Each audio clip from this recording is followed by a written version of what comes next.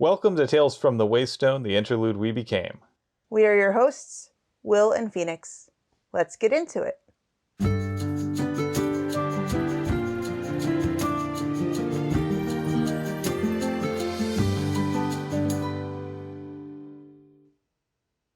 Welcome to the Interlude We Became, Episode 3, Multiversal Emergent Theories of Consciousness.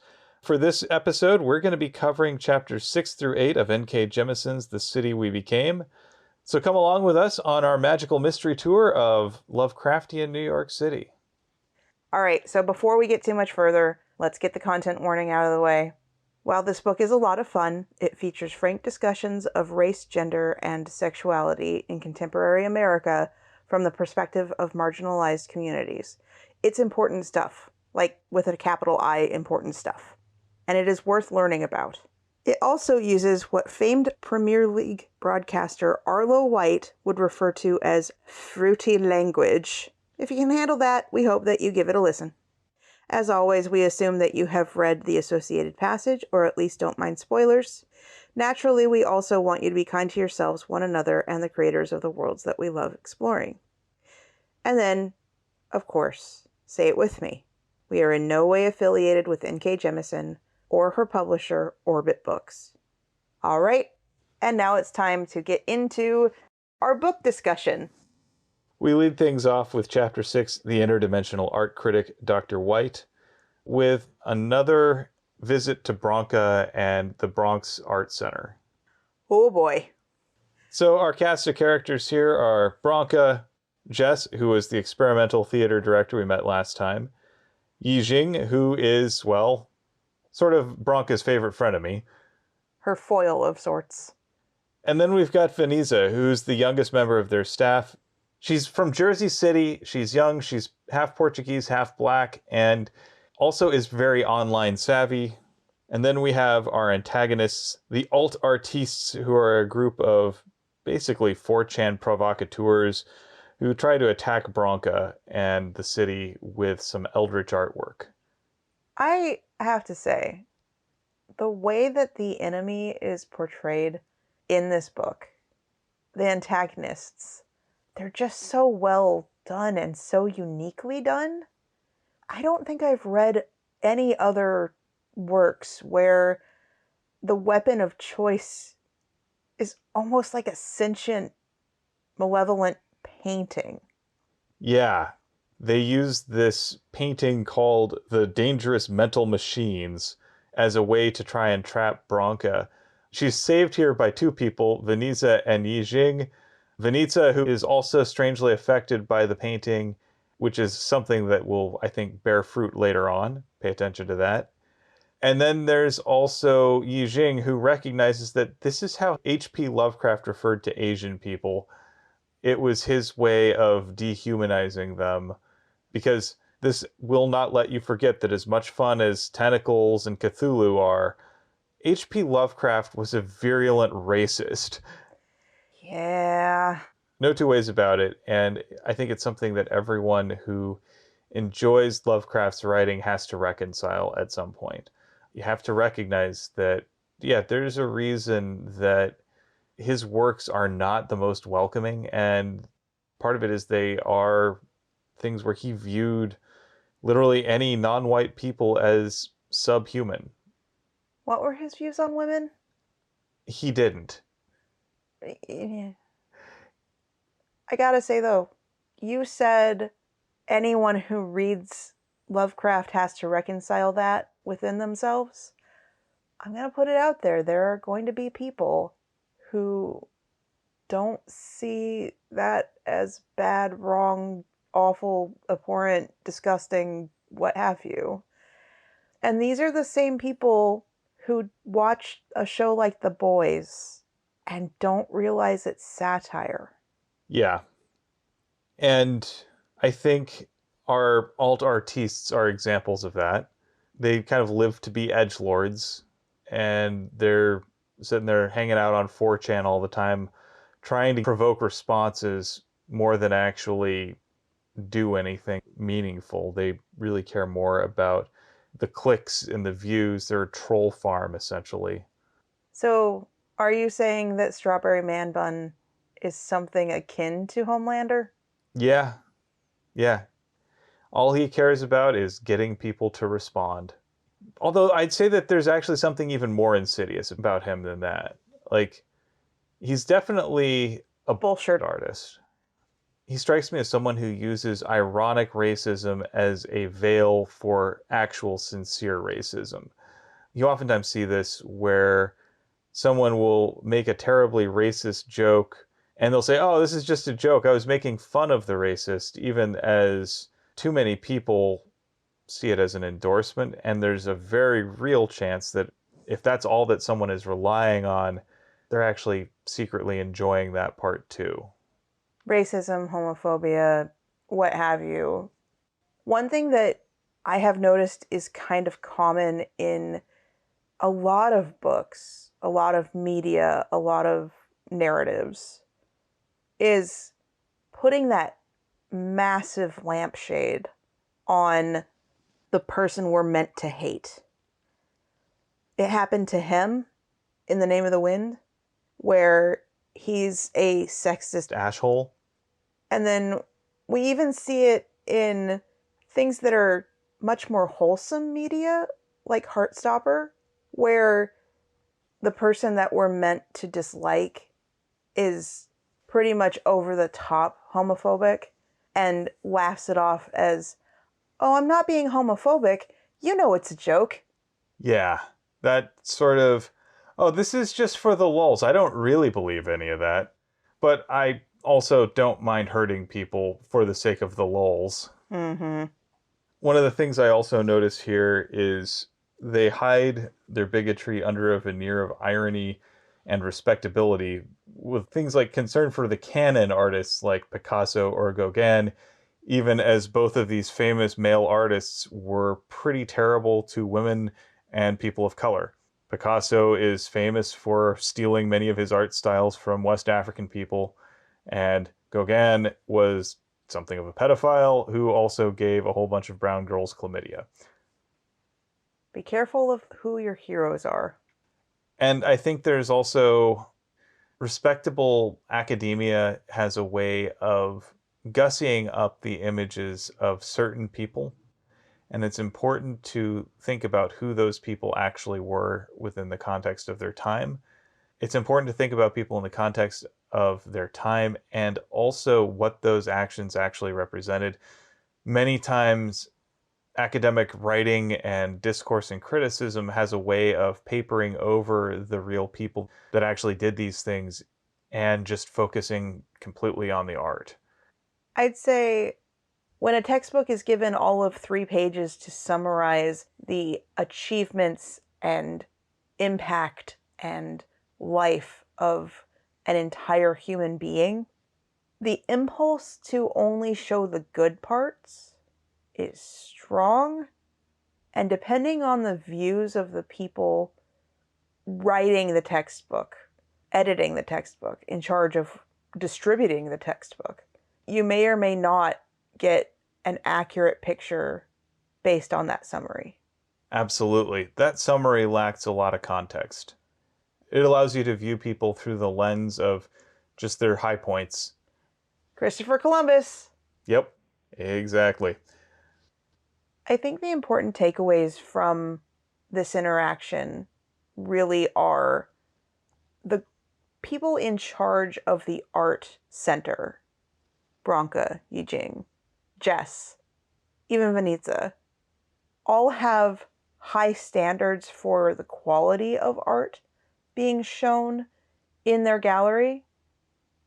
And not only do this group, the alt artistes, bring in something that is insanely racist, but it's also just bad. Like, say what you will about Lovecraft, but the reason that Lovecraft still is in our zeitgeist is because on one level he was able to craft a decent story. These people aren't even able to craft decent enough artwork to pretend to get over that hurdle of ironic racism. And it's offensive not just personally, but also professionally to the people in charge of the art center.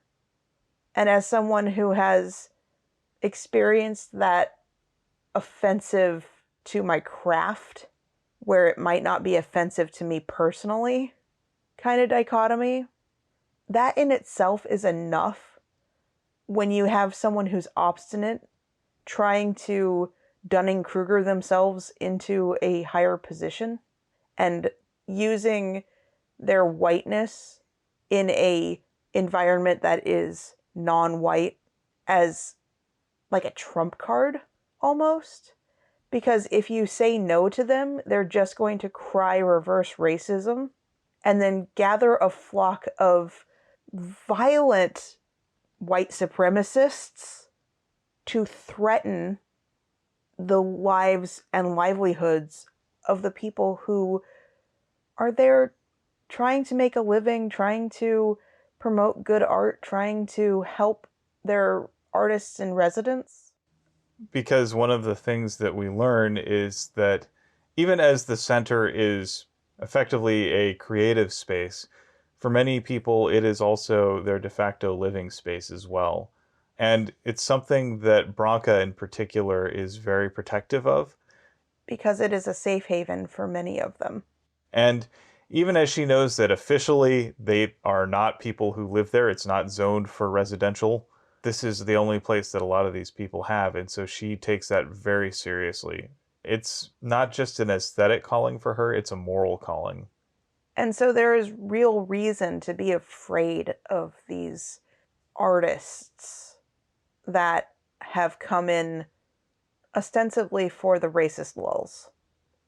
Yeah, it's telling that Venitza has to help everybody scrub their online profiles of any identifying information. In case they get doxxed. Yep, and then that's why they also have to issue warnings to the people who are in residence at the center.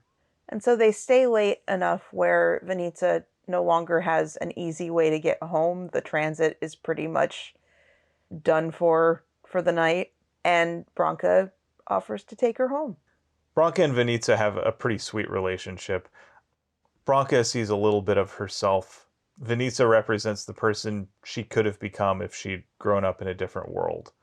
She feels protective of her in sort of a big sister kind of way, but at the same time, she recognizes that Venitza is plenty savvy in her own right, knows the world and knows how it works pretty well, and is generally a good egg. And Venitza lives just outside of New York in Jersey City. Another character, just saying, that lives in Jersey City, that is in a property that I am falling in love with very quickly is, well, I already fell in love with because I love the comics, but it's Ms. Marvel. And it's so fun to look at the contrast of how it's portrayed in that show versus this book. Yes. So one of the things that is fascinating here is because Venitza showed some sensitivity to the painting, the same as Branca, this is where Branca decides that she will take Venitza into her confidence and tell her about what's going on. And Venitza, to her credit, doesn't really bat an eye. She doesn't think that this is the weirdest shit she's ever dealt with in her life. There are a couple things that I noticed here. So first of all, when Branca is looking for a place to demonstrate her connection to the city, she goes to this park that she spent a lot of time in growing up. When she was young, it was a whole bunch of brickyards, not really very what we would think of as park-like, but it was space set aside. Now it's been gentrified. It's been turned into all these rolling lawns with benches and gardens and things like that.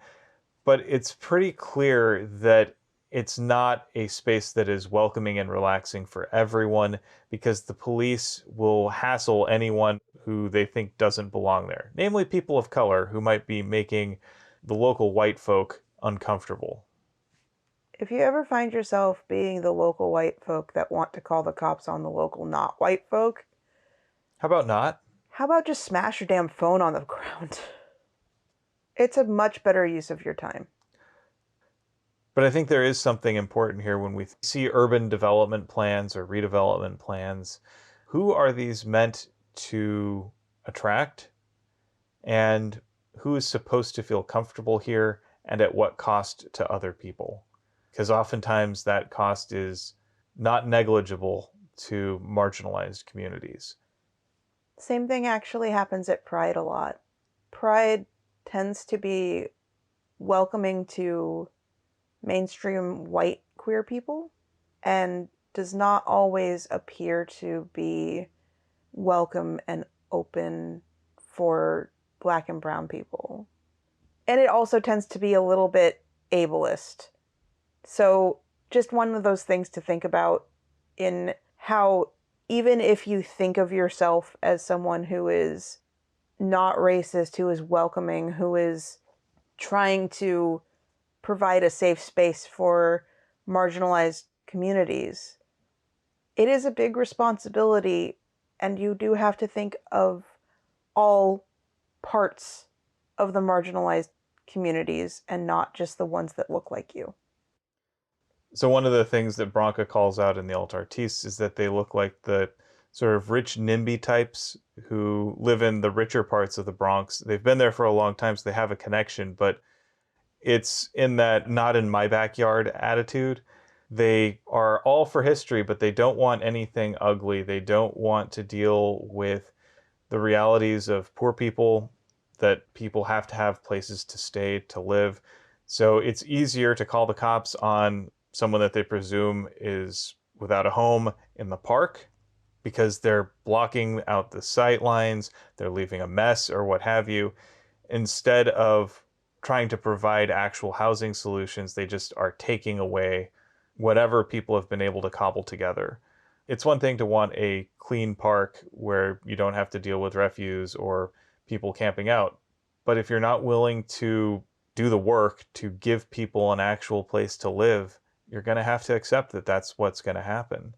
There cannot be any of this, of course, we need to help these people who are being forced out of their homes because the respectable white people want to take over their space. But no, I don't want them to have a shelter within X amount of space of me, X amount of space of a school, X amount of space of any respectable anything. Honestly, what are you supposed to do? Send people to a farm upstate? I think we oftentimes don't realize that there are solutions that could be involved, and they require us to interrogate our understanding of what it means to live in a capitalist society. So it seems like when I say a farm upstate, it would be hyperbole. I shit Sure. you not. One of the candidates for one of the public offices in our progressive area of Oregon literally suggested that the way to handle the homeless problem in Oregon was to create a compound in the middle of nowhere where people could basically be indentured servants working for the compound that we hide all of our undesirables in. Yeah, it was pretty grotesque. I'm glad we have at least enough sense for now to not let that be the solution. And yeah, I mean, homelessness is a real problem. And there are some very real root causes that we have to understand are baked into the way our society works. And unless we want to make changes, they're always going to be there.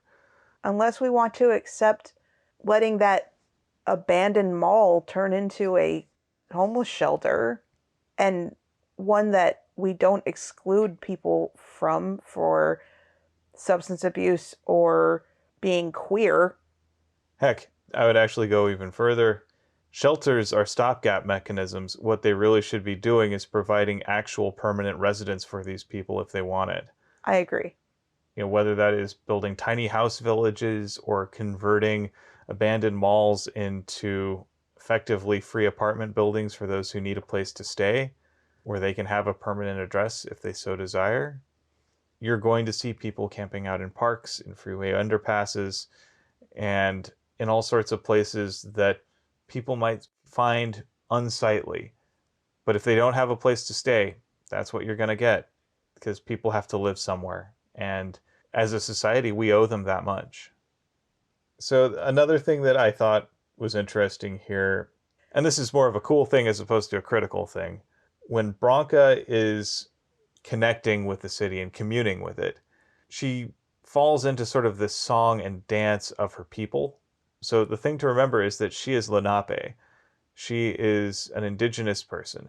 She is neither white nor black. This is her ancestral home. And so she dances the powwow dances that she used to go to as a child.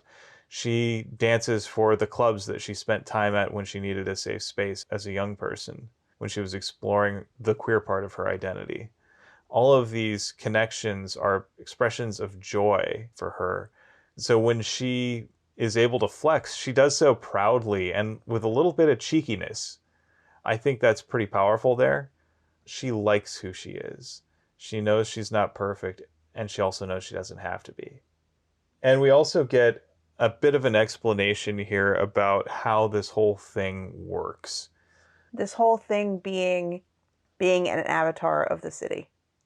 What we get is sort of an explanation that falls onto the many worlds theory, which basically says that through time, at any place where there are multiple possible outcomes, all of those occur in different universes, but they're connected and they become stories. And those stories form this connective tissue. Once there are enough stories of a place, enough people go through there, enough stories form, that place hits critical mass in terms of its complexity, and this emergent consciousness forms as it collapses in on itself, and that becomes these avatars. And the city spans universes. Exactly. Each version of the city spawns these stories, and we have access to them through books, through fiction, basically. Each time we read a story set in New York City, we are reading a story of a New York City that exists in a parallel universe. You get enough stories like this, and it develops its own consciousness. I think that's kind of cool. I think that this is such an imaginative narrative, such an imaginative story. And it's not like many things I've read before. Even in alternate universe or urban fantasy or what have you. Yeah, it's got these weird, complex metaphysical elements. It's got these biting social commentaries, and then it's also got these moments of hope in it. It's absolutely wonderful. So, the one other thing to connect that we haven't really made the huge connection of, there's an event that did happen with the Avatar of New York battling the entity that we kind of glossed over, and that's the destruction of the Williamsburg Bridge. That's a real world event that has supernatural causes where everyone knows that that happened, but no one knows the real reason why or what actually happened. And our characters throughout these couple of chapters all come to realize exactly why and what happened and make that connection that almost feels like if there was a conspiracy theorist out there, that kind of level of what in the ever loving crap did you just say? It's a common trope in a lot of urban fantasy type things where anytime the fantastical appears to most people, they kind of gloss over it and they don't see it or they rationalize it. So the fantastical elements almost always exist as sort of this underworld that people can only catch glimpses of typically. And usually it's only protagonist characters that get to have the full view of it for one reason or another. And in this case, Vanitza makes that connection. She's able to conceptualize the enemy, the woman in white, the bathroom stall weirdness as the reason behind it. And that's one of the ways that we see that she is going to be more of a protagonist character than, let's say, Belle or Madison, who Manny was using and kind of bestowing awareness onto. Vanitza has her own awareness that hasn't been bestowed upon her in that same way. Next, we go to Chapter 7, The Thing in Mrs. Yu's Pool. This is kind of a fun chapter where we get introduced to Padmini, the Queen Prakash, who is the avatar of queens. So she is a math genius who is getting an advanced degree in financial engineering while working as an intern at one of the large banking institutions downtown. In Manhattan. She's an immigrant from India. She lives with her parents' cousins, and she is struggling because she knows that she's there on a student visa, and as soon as that's up, she's going to need to get an H-1B to stay in the city. And she doesn't particularly like the work she does. She doesn't particularly like the company she works for. In fact, I'd go a step further and say she really, really dislikes the entire concept of what she's been working towards. But she also knows that this is the only way she'll be able to stay. And like a lot of people who come to the States from India, they're going to be sending money back home to help support their family who was unable to come to the States, who, for one reason or the other, is not able to have a visa, is not able to immigrate over. A lot of people that I know that work in the tech industry, yeah, they're paid a lot, but a lot of their money goes back home. Yeah, and they are supporting large families. The expectation is that once you get to the United States, you are going to be supporting your extended family. There's a lot of expectation around that. There's also the understanding that your job is a precarious thing because if you lose it, you lose that visa access and you have to return to India. And then you can't support your family anymore. It's a very exploitative system in many ways, and it puts people in a lot of tough positions where they're not really at liberty to take a moral stand against their employer. Now, we're introduced to Padmini when she is becoming aware of all of the supernatural Sure. that's been going around. She sees the destruction of the Williamsburg Bridge, but her brain isn't able to truly comprehend the reality of that. She sees the tentacles destroy the bridge and think that it's some movie effect. She thinks they probably need to spend a little bit more in post on that one. Which is funny because if you've ever seen any of the cinema from India, any of the films from India, oh my goodness, watching Corridor Crew react to some of the Bollywood stuff is just chef's kiss. Anyway, but I find it interesting that the analytical character, the one that is all about math, that is all about doing these things for practical reasons and not for the love of what she's doing, is also the one that's able to rationalize so quickly what she's seeing in front of her face. And it's also what allows her to recognize when she looks out her window at her neighbor's pool that there's something at the bottom of it. Something skin-like. Something wrong. Fundamentally wrong. It's also pretty cool how her powers manifest. So whereas Bronca's manifest through brute strength, and Manny's manifest through money, and Brooklyn's manifest through music, for Padmini, her powers manifest through math. So she's able to effectively see the mathematical structure of the world and then manipulate it. She was able to pretty much teleport with the math that she could do in her head. And then not only that, once she actually arrives on the scene to help the little boys who are playing around in the now dangerous pool, she's able to use math to change the fluid structure of the water so that the tentacle creature is unable to gain purchase on the kids, and then banish the creature back from whence it came. So that's that connection that she's clearly trained. Her background informs how she manifests with the city. Can I also just say, it is really cool to see a female character being portrayed as a math genius. Yeah. Well, and she's also kind of unassuming. She's generally known for being kind of the sweet kid that pretty much everyone has a very fond relationship with. We see that in the way that the people who live in her building react to her. The simple business of going up to the fourth floor where she lives is not a quick thing because everyone hears her coming and they poke their heads out to see how she's doing, to make sure she's okay. Like, offer her food. You know, they are all part of a family for her, like this weird found family. And it's kind of a beautiful picture of the city. I think the biggest takeaways from this section are being able to look at the situation that they're going through, the city itself is going through, because Manny and Brooklyn do show up after the heroic rescue.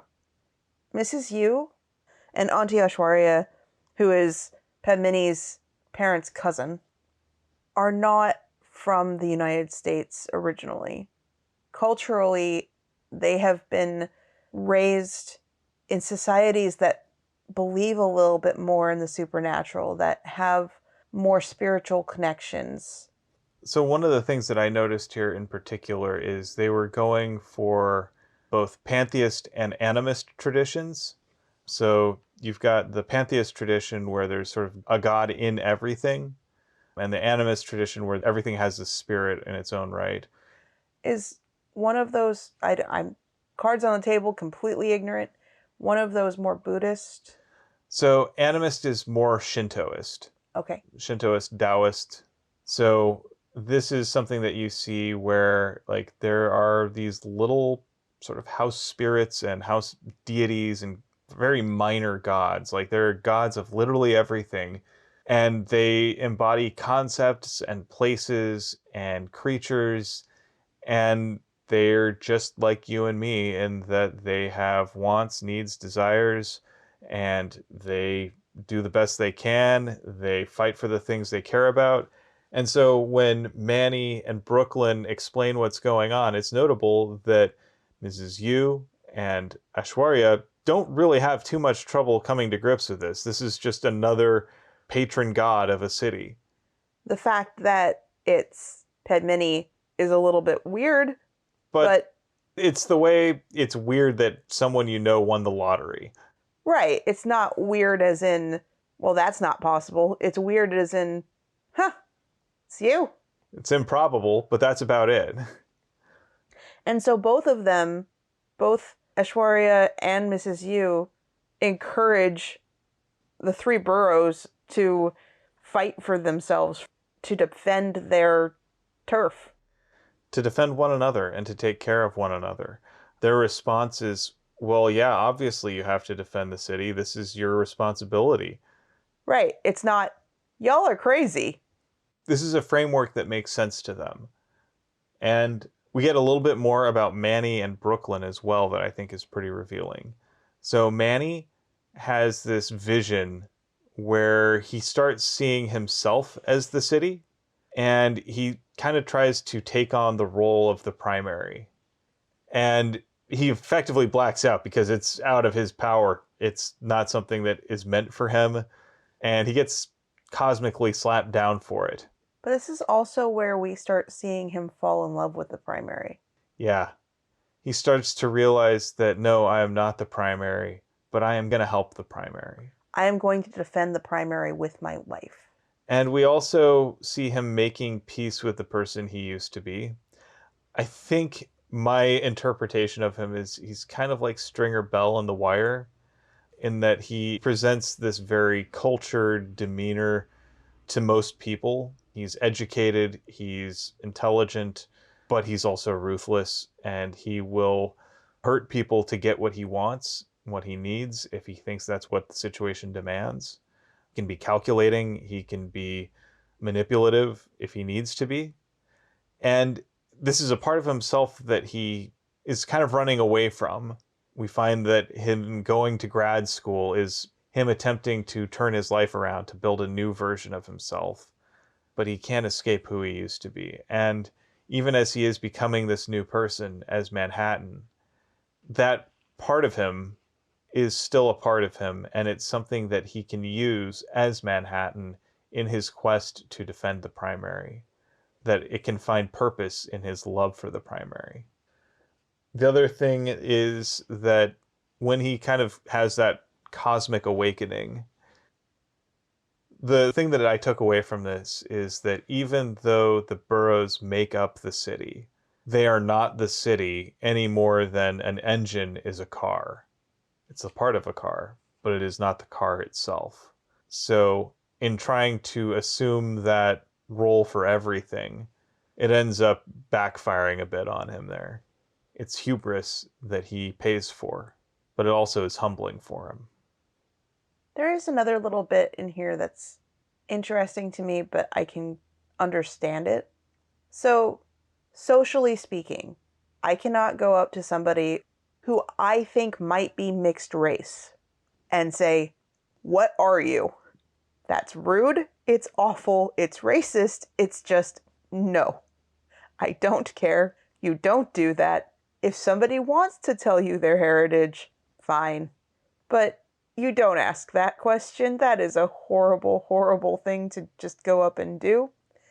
But within this conversation, we have Manny, who is, quote, so many shades of "what are you, brown?"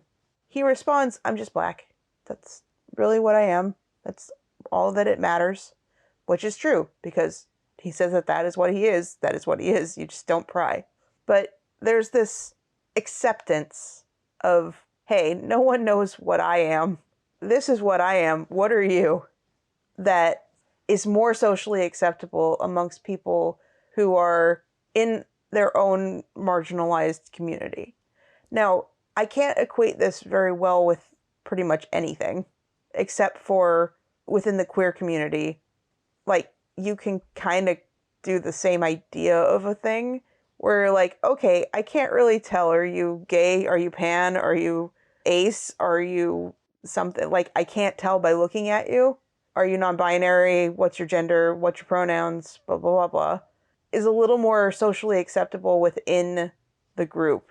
But it's not necessarily something that I would want someone who is straight to come up and ask me. I think there's also a bit here about the way that, like in urban life, especially urban life in America, concepts about complex identity get flattened into white or black in many cases. Maybe brown. Maybe brown, but that's a relatively recent complexity that gets added on. So if you think back to the 19th century, 18th and 19th century, pretty much anyone who was not European was treated as just slave, chattel. Whether they were black, whether they're from Africa, whether they're from India, whether they were from, the United States as indigenous people, they were just not white, and that was the important part of it. And it just got flattened into that. And so any discussions about where these people came from or who they were got flattened down into just the color of their skin. And meanwhile, when you look at people who are mixed race, if there is any non-white heritage in them, they get lumped into that group first. It is easier for them to claim blackness than it is to claim whiteness, even if they are 50-50 split. What I will also say, though, is that Manny is kind of that ambiguous, if everyone, just to not be as crass, if everyone procreated with everybody else and there wasn't any worry about separating out by skin color or race, probably all wind up that color. That scares the living crap out of white conservative Ashholes. Manny is the boogeyman to them. And he's also in many ways a representation of the kind of culture that arises in New York City and Manhattan. Manhattan has Little Italy. It also has Chinatown. It also has Harlem. All of these are part of the culture of Manhattan. It makes for this unique blending of things. So the three boroughs decide that their best bet is to find someplace safe to hole up for the night, and they elect to go to Brooklyn's place since she's got basically a safe house in her borough. She owns her own building, 2 townhomes, in fact. Just to touch on it, Padmini's presence in her apartment building in Queens gives it a sort of mystical protection spell, almost. And the same can be said about Manny's apartment building and Brooklyn's townhomes. It's kind of an armor of sorts. It's a fortress. That said, they figure that there's too much collateral damage at Manny's place or Padmini's place, so it's probably best to go to Brooklyn's. So that sets us up for our interruption for this week. Once again, we see Sao Paulo late to the scene. He comes in and does a little bit of investigative work and recognizes exactly who Padmini is, recognizes her mathematical precision to fend off the enemy. And he has an interaction with Aishwarya and her husband. They know that Sao Paulo is one of these avatars. And so even if they don't strictly trust him, they know that he's doing the best he can for them. So they tell Sao Paulo that the other avatars are going to go try and find Bronx in the morning. So Sao Paulo resolves that he'll take care of Staten Island in the meantime. That's going to go over well. Sao Paulo is not perfect. He's got his own hubris in many ways. And, well, we'll see what happens with that. All I'm thinking of is obviously foreign. All right, moving on to Chapter 8, No Sleep in or Near Brooklyn, which is a great little callback to the classic Beastie Boys song, because, yeah, famous Brooklynites. So it starts out as something of a reprieve. This is not something where there's an immediate threat. Manny and Brooklyn and Padmini are able to kind of take a load off. It's almost like we're going to go hang out in Brooklyn's spare house for a sleepover. They order Chinese food, and Padmini brings some extra Indian food that her auntie packed for her. And they share and enjoy it. They kind of have a good time. There's a little bit of camaraderie that they share here. It's kind of fun. We also get a little bit of history about Brooklyn and her family. We learn that her father bought these townhomes back in the 60s when the land was cheaper and there was a lot of fear of immigrants. I mean, that still exists. He took advantage of it, though, because people were looking to sell just at any price to get out of the city. And even as property taxes went up, he made sure to pay on time. So they own these buildings outright. One of them is a more modern home that has been converted to be wheelchair accessible.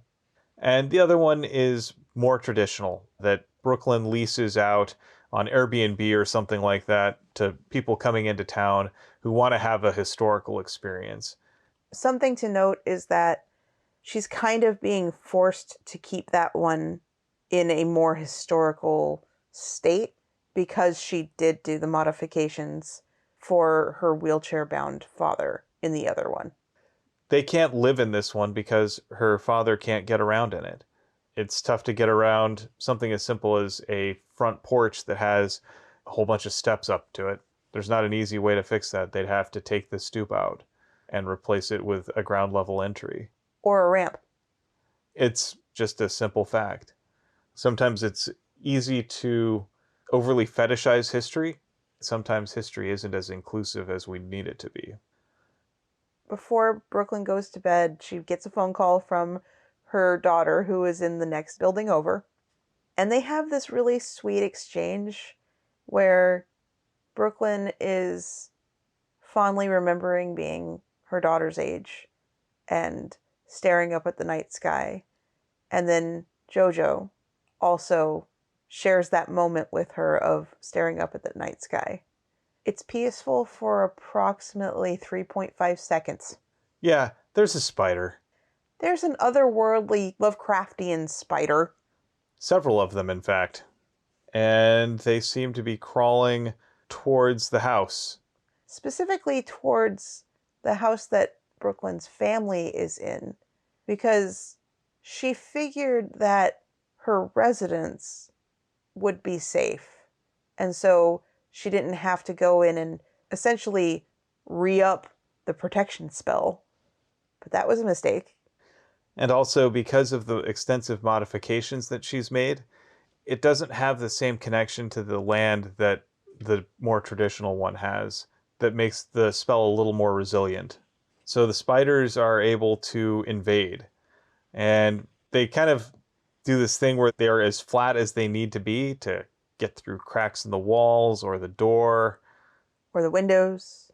And they start going after Jojo and Brooklyn's father.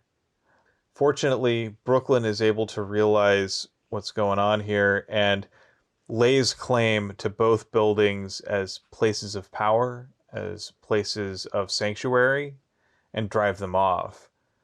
But there are some interesting things that I kind of wanted to talk about here.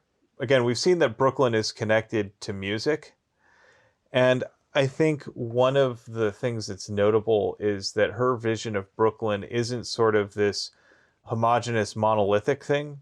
It's all about remixes and mashups. So she hears her breath coming in ragged fear, and then she realizes, oh, there's a backbeat there. And next thing you know, she's spitting out lyrics because she recognizes that beat. But she's remixing them, she's changing them around, she's mashing them up.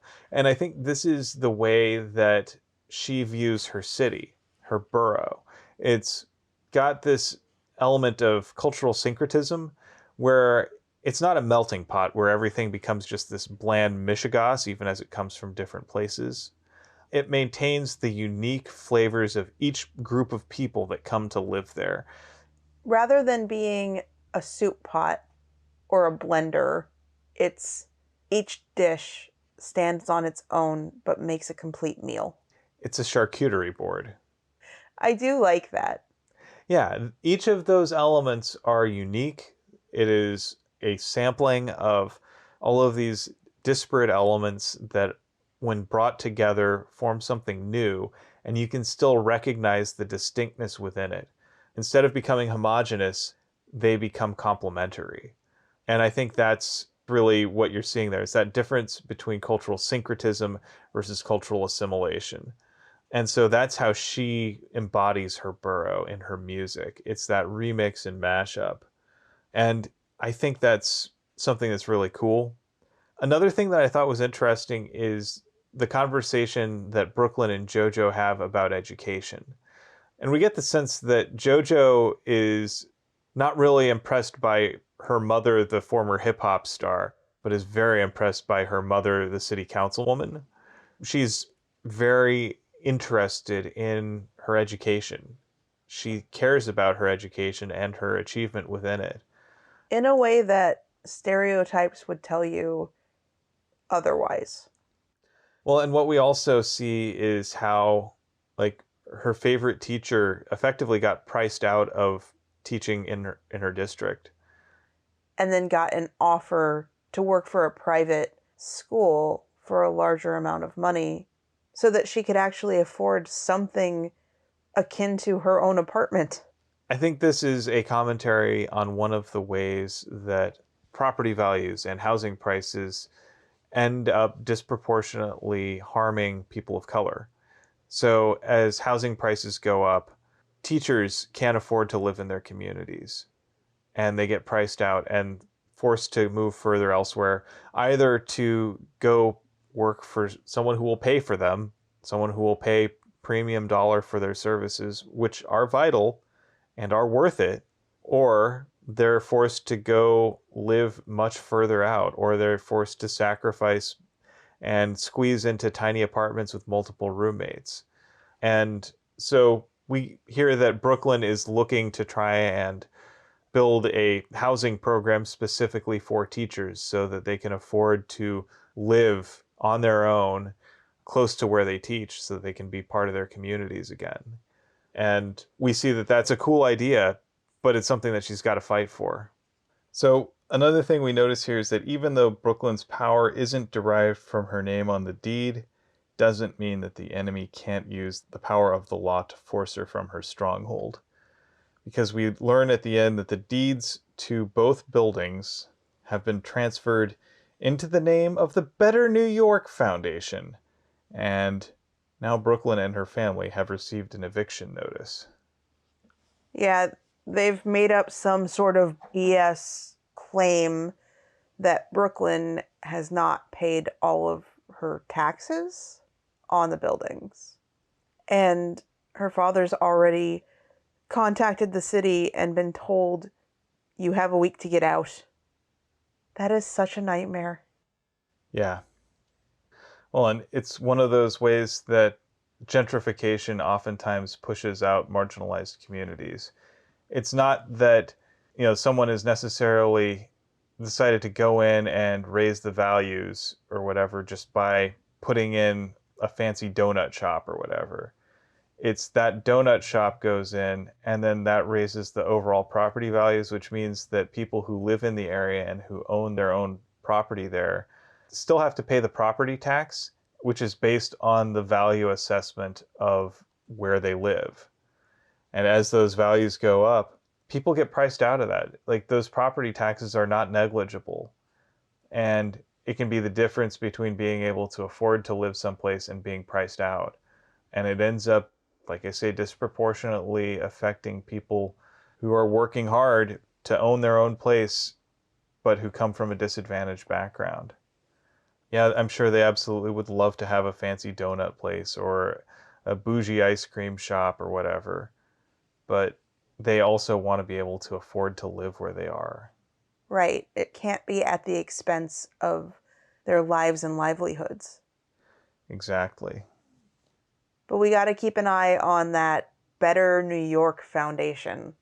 Yeah, that's pretty sketchy there. And it definitely calls back to a lot of these sort of gentrification organizations that oftentimes have sort of this veneer of utopianism about them, but there's always that question of better for who? Better for what? What's wrong with the current version? So, something to keep in mind. So, with that, I believe it's your turn to share a recommended thing of the week. Alrighty. So I'm squeaking this in just under the wire. I believe this is going to come out still in June, so we are still in Pride Month. And if you haven't figured it out by now, I'm queer. It's how I identify, because it is easier to say that than it is to say panromantic, asexual, agender, gender flux to demigirl, what have you. Like, there's a host of things I could say that encompass my identity, but the easier one is just to say queer. So that's what I identify as. So if I can get queer representation in media or narratives or books or what have you, I'm all in. And there's a part of me that just really likes sweet, soft adorableness. And so I have to recommend Heartstopper. The Netflix show, yes, but also just the comic. You can read the webcomic for free on Tumblr or Tapas. Alice Oseman did an amazing job of bringing this story of these two young boys they're 14 and 16 at the beginning of the comic, and showing that queer representation does not have to be sexual in nature. We have a bisexual character and a gay character who go through that story of, oh my gosh, does he like me? I don't know if he likes me. Combined with, I didn't know what my sexuality was until I realized that I was in love with or in like with another boy. And now I'm super confused. But I think that on top of that, it's not just that it's sweet. It's not just that it's wholesome. The way that she depicts communication between all the characters feels real, but also feels illustrative of healthy communication, healthy discussions. Like, you and I have had discussions about watching The Flash and getting very, very frustrated at Barry Allen for the fact that he just will not talk to people. Like, right? Yeah. And also, he won't talk about what he won't talk about. It's fair to have things that you just don't want to talk about and won't talk about. Everybody's got their boundaries. But because he never actually says what those boundaries are, people assume that he's telling them everything there is to say. It's one thing to say, yeah, okay, I know he's not telling me everything because he's told me he's not telling me everything, right? Right, but there's also just like this barrier of, I can't tell you because if I told you, it would hurt you. And that is not healthy communication. I love you and I trust you, except for I don't trust you because I don't trust anyone. But I'm not telling you that I have trust issues. I'm just telling you that I'm protecting you. Bullshit. So instead of something where all of your problems are caused by you just won't talk to people, in this case, this story has a lot of instances of, I need to talk to someone. I have these people I can talk with. I'm going to trust them and I'm going to talk with them and have open communication.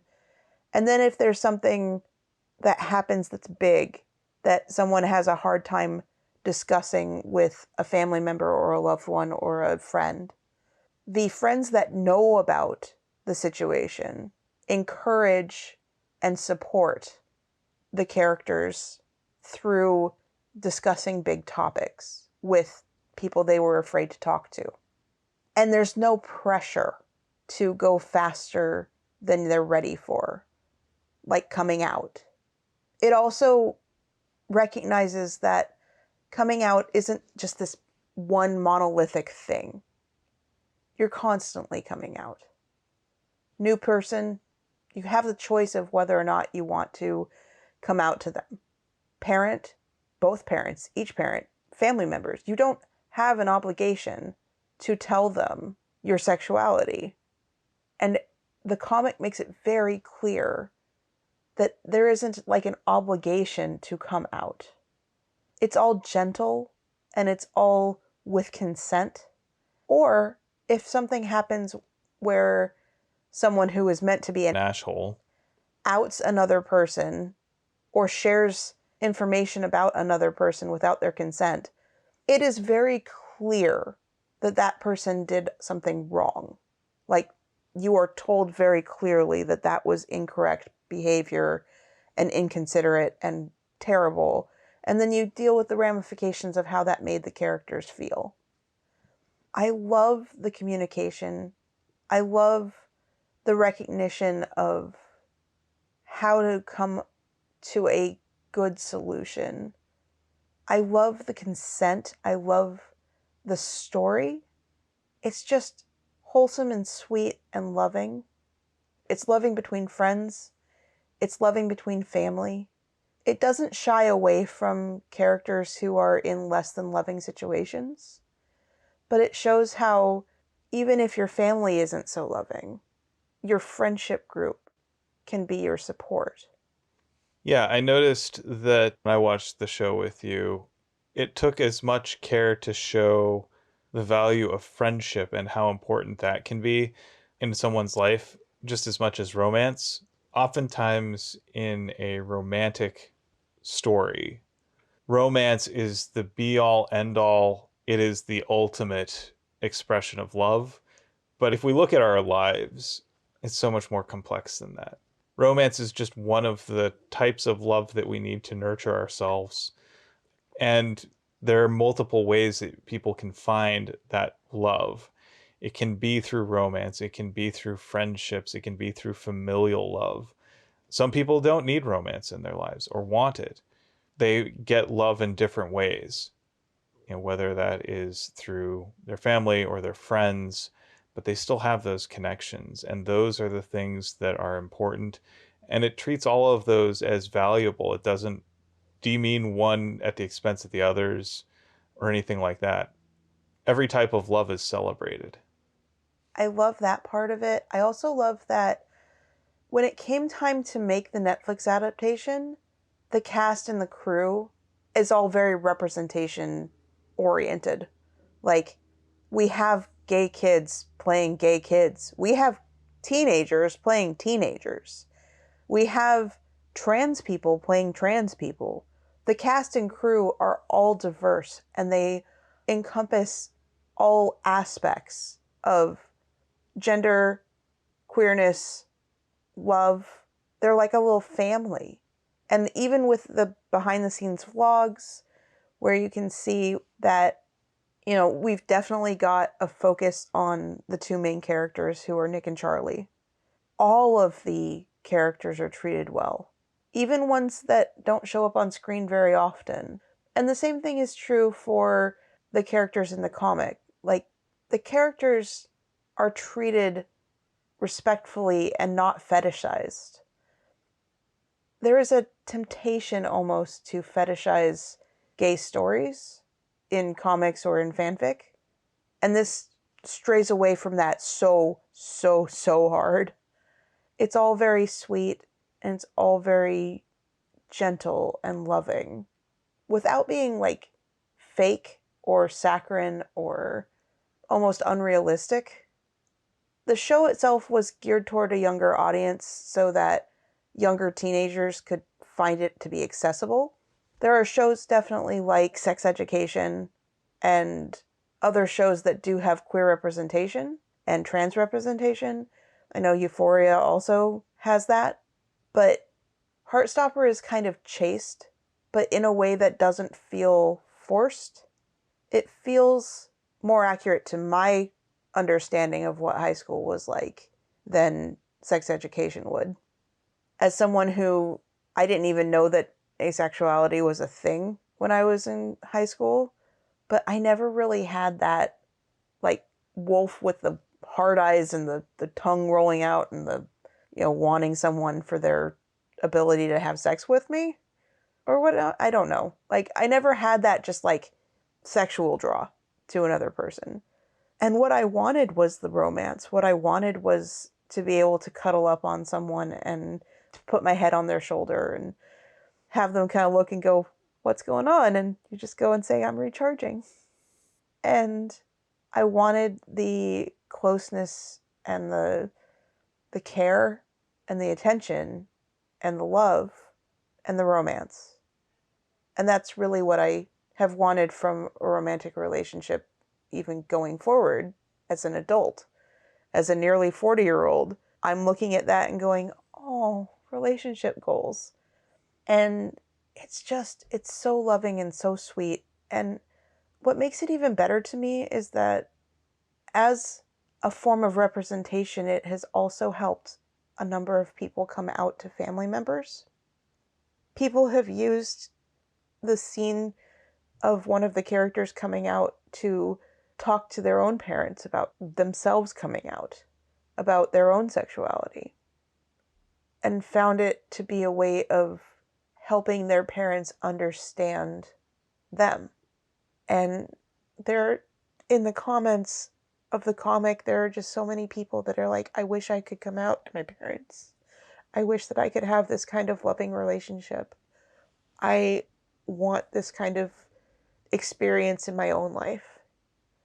And older fans of this property, I've heard over and over again, are just saying, I wish I had had this kind of representation when I was a kid. I wish that this had existed because I was so confused as a kid. You know, bi people, pan people, ace people, if you don't know that those are options, when you start feeling that way, you think that there's something wrong with you. I know that for me, I was always a little confused as to why everyone around me seemed to be like glomming on to other people and wanting to engage in sex. And I thought that people were just exaggerating, like that Hollywood was just exaggerating or whatnot. And that's something that's kind of common in a lot of ace people and a lot of arrow people. You get called a late bloomer, you get told that you're broken, you get told that you need to have your hormones checked. And no one explains to you that asexuality is a thing because it makes people, cis, straight people, uncomfortable if they do know about it. Allo people. And so they don't even bring it up if they do know anything about it. And if they don't know anything about it and you come out as ace, they're like, oh, you just haven't found the right person. Or you'll feel differently when you're older. And so you get pressured into doing things that you didn't want to do. Same thing with bi people. Like, there's a lot of people who don't believe that bisexuality or pansexuality exists because they're like, well, you're just saying that you're gay without saying that you're gay. Or, oh my God, you're in a relationship with someone we view as the opposite gender of you. That means you're not gay. That means you're not bi. It just erases the identity. And the thing about this that I really love, like so love, is that the characters being portrayed in the romance are boys. We have someone who identifies as bi, who is a boy. A lot of times, if someone comes out as bi, the person that you know that has come out as bi is a girl. And we tend to, as a society, fetishize bi girls. And we also tend to feel disgust or not believe boys that are bi. And I can't tell you how important it is to have healthy communication represented, to have consent represented, to have multiple sexualities and gender identities represented. And how much I wish that this had existed when I was younger. That's a good recommendation. For those of you who can't see, because this is an audio medium, Phoenix is right now crying a little bit, and so I am wiping off the cheeks. But not the nose, because that's gross. Exactly. I don't want to touch snot. All right. Well, before we wrap up completely, it is your turn to have a quote from the book. Yeah. So this is actually an exchange of quotes that I just thought were pretty fun. Is this another lecture about goals? You said you were going to stop lecturing me about goals. It's a lecture about stars. And also goals. And that happened between JoJo and Brooklyn. Yeah, I thought that was just a really sweet little exchange. And you can see just the affection that's there between the two of them. I like the positive representation of family and motherhood in this. Well, and we see here Brooklyn feeling both this sense of maternal affection for her child, recognizing her child's boundaries, and also knowing that even as, yeah, she's promised that she's not going to have another goal lecture, because honestly, JoJo is clearly smart and has her own goals and has absorbed all of these. That motherly instinct to encourage her child to keep dreaming, to keep doing, is never going to go away. So she finds other ways to provide these. And it's sort of a little sly, slightly wry observation in the narration. It made me smile. So that I'd like to thank you for potting with me. I'd like to thank you for potting with me as well. And thank you for wrapping up quickly because I need to get a tissue. And thank you for listening to Tales from the Waystone. Join us next time on The Interlude We Became as we explore chapters 9 and 10 of The City We Became. We would like to thank our friend Shawnee Jang for our theme music. And many thanks to NK Jemisin for making this fantastic world for us to explore. Audio production, editing, and social media coordination courtesy of me, Phoenix McCullough. And writing and project management courtesy of me, Will McCullough. If you would like to help support us, we do have a Patreon. It's patreon.com/waystonepod, where you can get things like our third, well, technically fourth, Sandman episode. We actually had 2 for book 2 that we spread out throughout last quarter, and then officially, like last week, we dropped the 3rd book, and that is Dream Country. So if you like the Sandman and you really want to support us, there are now 4 episodes where we do a deep dive into that property over on our Patreon. We also have art that I am insanely late on, and I want to apologize for. I've been kind of in an art block, but I am trying. With that, here's to one more day above the roses. To one more day above the roses. Ding!